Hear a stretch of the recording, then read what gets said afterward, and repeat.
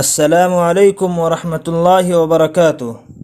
محترم ناظرین، آپ کو معلوم ہے کہ 1 ستمبر سے یو پی حکومت نے مدارس اور اسکول کو کھولنے کا اعلان کیا ہے۔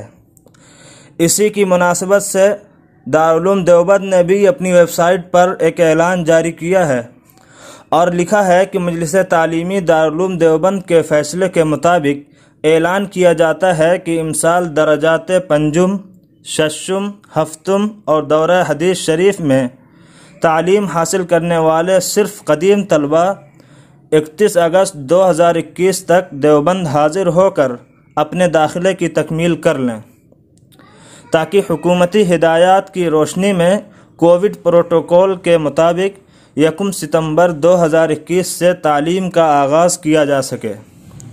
طلبہ ہر حال میں ماسک کے استعمال اور سماجی فاصلہ برقرار رکھنے کا خیال رکھیں۔ ناظرین، دارالعلوم دیوبند نے یہ اعلان جاری کیا ہے۔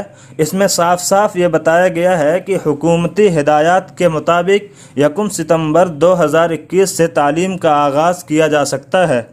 ناظرین، یہ بات بھی خیال رہے کہ دارالعلوم نے اس بات کی تاکید کی ہے کہ طلبہ ہر حال میں ماسک اور سماجی فاصلہ برقرار رکھنے کا خیال رکھیں۔